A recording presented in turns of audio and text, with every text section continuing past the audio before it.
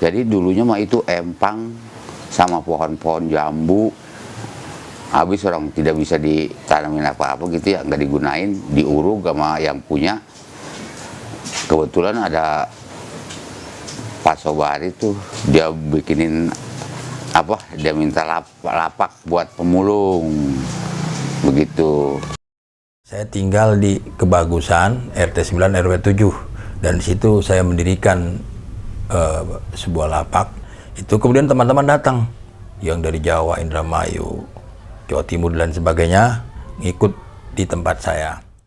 Ya pertama kali sih kalau anak-anak datang ke Jakarta ke tempat saya itu ya pertama kali masalah ekonomi yang jelas. Mereka di kampungnya sulit cari usaha, kemudian dia bergabunglah dengan kita. Di situ mereka ada yang istilahnya bekerjanya sebagai pemulung. Kemudian juga ada yang di kebersihan, narik sampah warga dan sebagainya. Jadi intinya ekonomi, masalah ekonomi.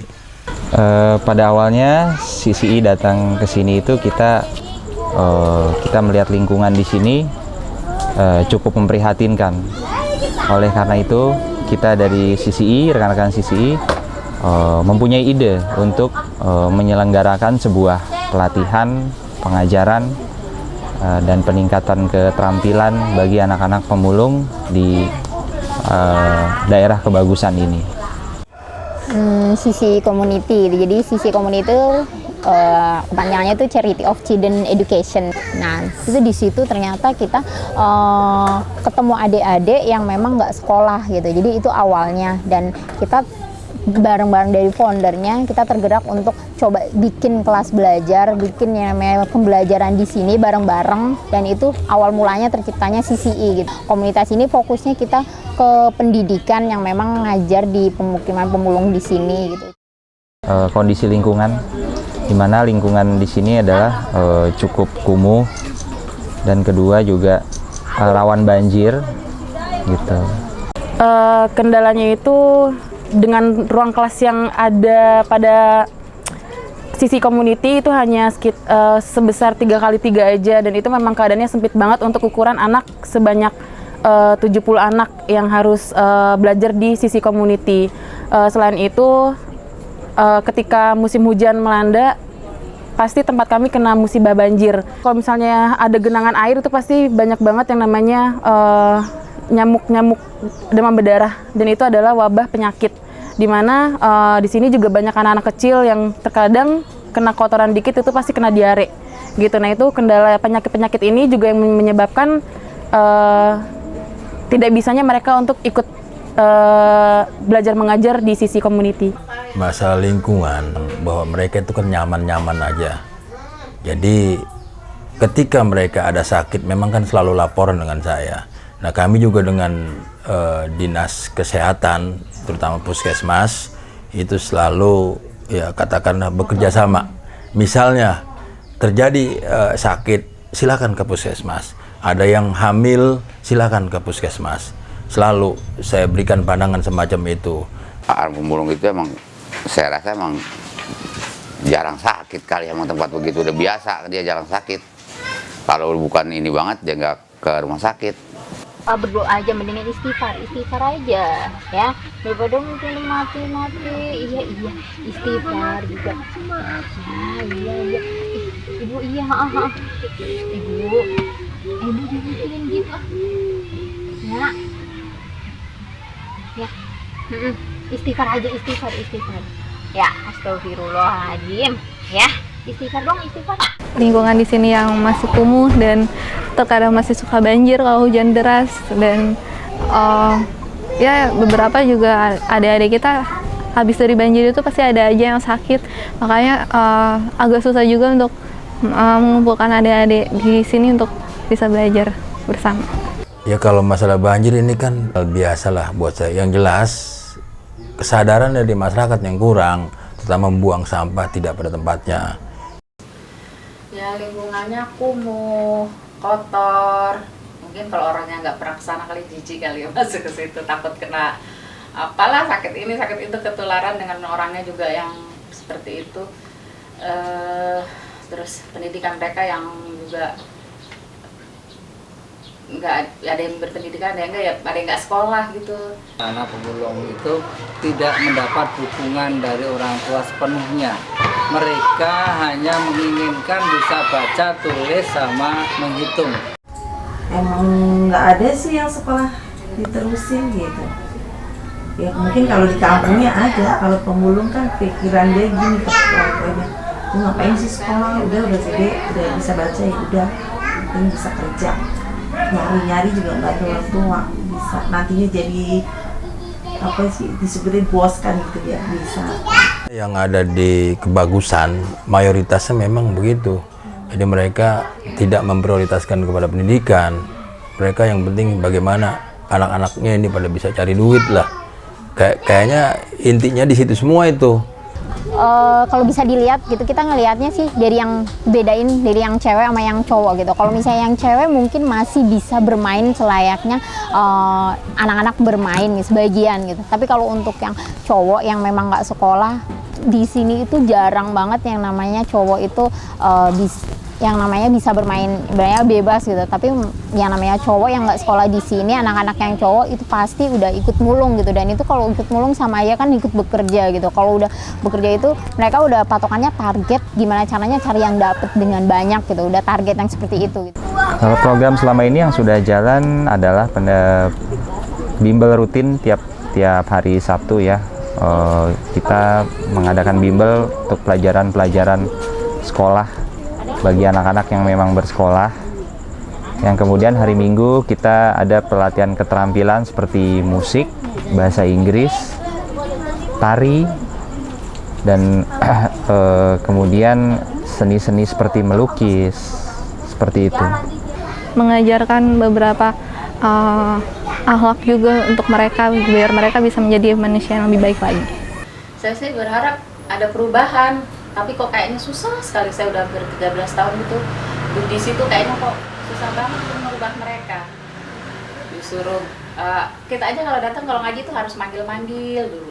Jadi kesadaran mereka emang rendah sekali ya dengan pendidikan sekolah maupun ngaji gitu.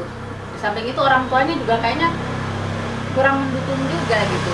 Anaknya main atau mulung, mestinya kalau emang itu hari ngaji ya dibilang lah nanti pas jam sekian ada ngaji mak.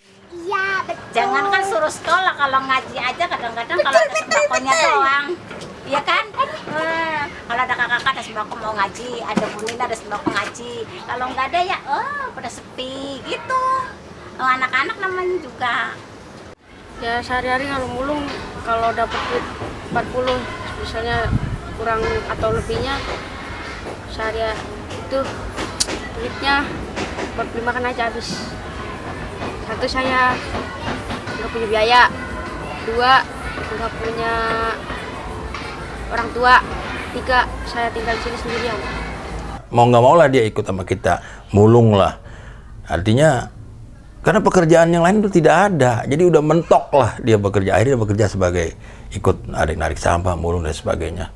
Kendala di adik-adiknya pas kita untuk adaptasi ngajak mereka semangat untuk belajar gitu, karena memang kebanyakan kan nggak sekolah gitu, dan kalau nggak sekolah mereka jatuhnya males gitu. Kalau untuk males itu kita masih kendala untuk ke adik-adiknya, jadi kita masih yang ngajak dengan metode-metode yang memang asik gitu. Itu kendala untuk yang adik-adiknya males gitu, karena memang mereka udah mengenal apa itu memulung, apa itu mendapatkan uang gitu. Jadi mereka masih membandingkan yang namanya belajar dengan mulung yang dapat uang gitu.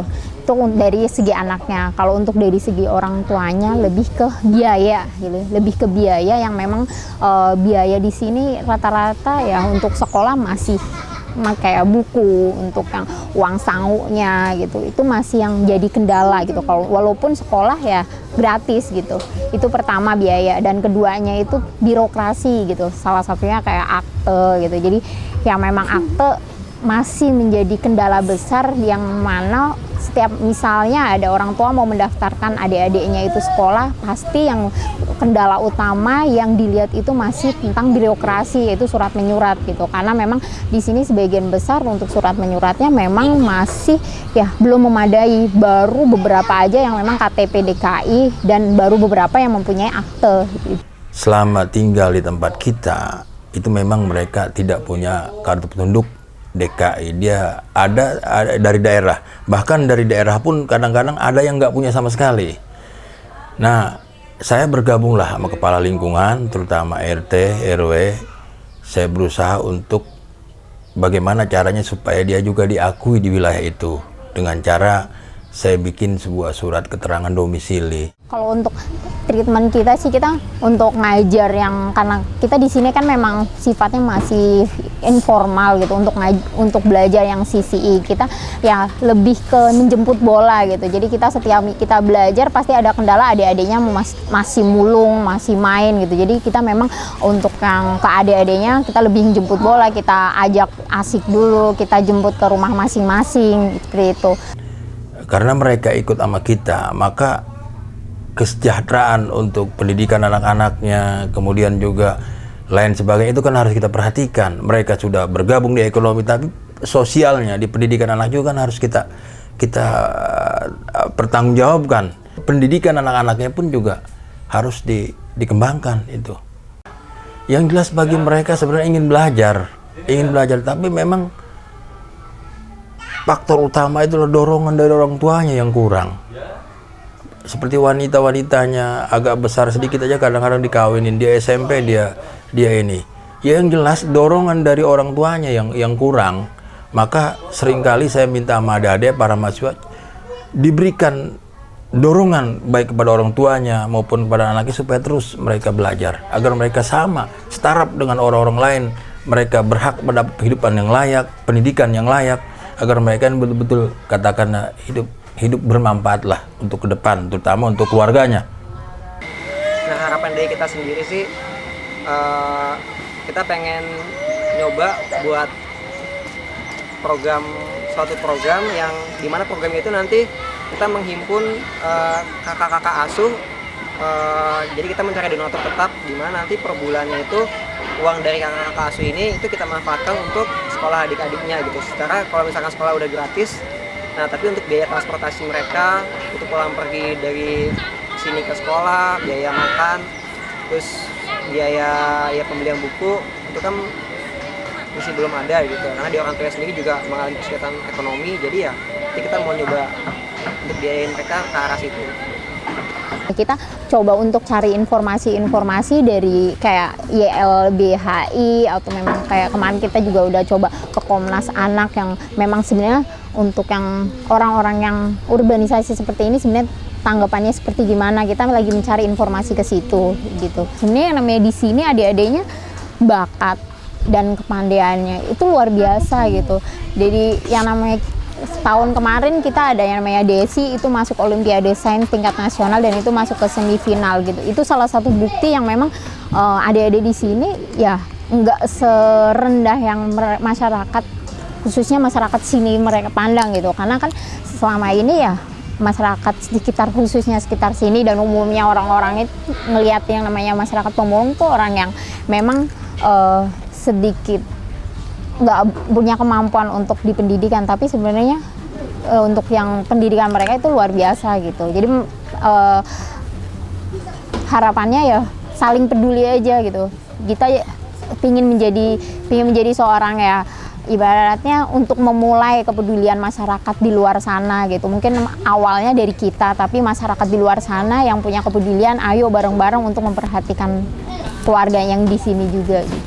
Saya berharap ya supaya ada perhatian lah, terutama dari pemerintahan, apakah itu dari dinas sosial yang betul-betul mengayomi orang-orang semacam ini. Ya entah itu donatur ataupun ya pemerintahan yang bisa memprioritaskan sebuah tempat, ya tempat anak-anak, terutama anak-anak ya katakanlah yang mereka yang bekerja sebagai para pemulung atau pengais sampah, penarik sampah, kemudian mereka juga diberikan situ ada sebuah pendidikan yang kebetulan mereka mungkin kalau ikut pendidikan yang secara wajar mereka tidak mampu, supaya diprioritaskan. Harapan kami buat adik-adik CCI adalah mereka bisa mendapatkan pendidikan yang layak, selayaknya anak-anak di luar sana yang memang seusia mereka. Berharap kedepannya itu ada pihak-pihak tertentu yang memang mengerti akan kondisi ini yang bisa membantu mereka. Kalau orang tuanya pemulung, kalau bisa anak-anak jangan sampai jadi pemulung. Cita-cita saya sih cita-citanya mau jadi marinir. Begitu